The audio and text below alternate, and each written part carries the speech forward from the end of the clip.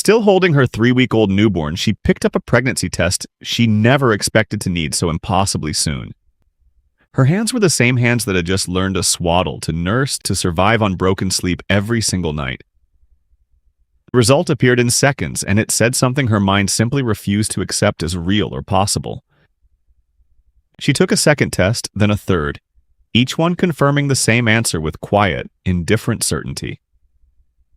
In an Amish home built entirely around faith and endurance, there is no manual for this particular moment of reckoning.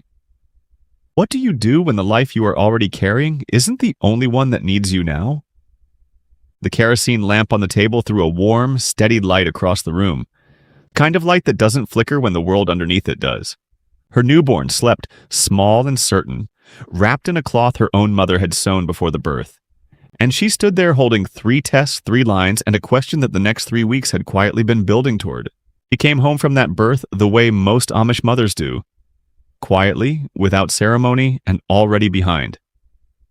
The newborn needed feeding every 2 hours, and the farm did not know a new life had just arrived. Her older children still needed breakfast on the table before the sun was fully up, and her husband was already out the door before she'd finished her first cup of anything warm. Nursing through cracked skin, moving through rooms that never stayed clean, she was carrying the full weight of a household on a body that had delivered a child 3 weeks prior. There was no maternity leave here, no neighbor dropping off a casserole, no quiet afternoon to simply rest and feel what she was feeling. Every day asked something of her that she hadn't yet recovered the capacity to give. And somewhere inside all of that exhaustion, something had started to shift. The exhaustion she felt wasn't the kind that sleep could touch, even in stolen hours between feedings. She knew postpartum fatigue. She'd lived it before with every child, but this was layered differently, heavier in a way she couldn't name. Her body wasn't just healing, it was doing something else, something quieter and more insistent beneath the surface. The nausea came next, arriving not like illness, but like a familiar stranger she had hoped not to see again so soon. She told herself it was the adjustment, the disrupted sleep, the demands of a newborn pulling everything from her at once.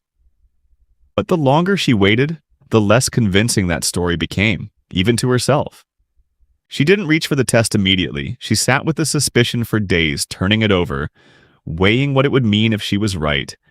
Before we continue, let me share something simple. There's a quiet peace that comes from knowing your home is prepared, not because you expect trouble, but because you value what you have. That's why I created the Amish Pantry Guide, to help you build a practical, well-stocked pantry with simple foods, time-tested storage wisdom, and less waste. If that kind of peace matters to you, you'll find the guide linked below. Principles have guided Amish families for generations. And now, let's get back to the story.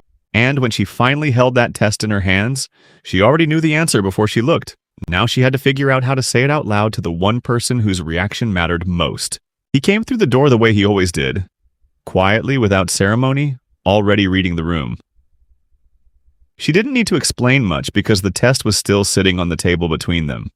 He didn't speak right away, and in that silence lived every practical fear a man in his position could carry. Another child before this one had found a rhythm.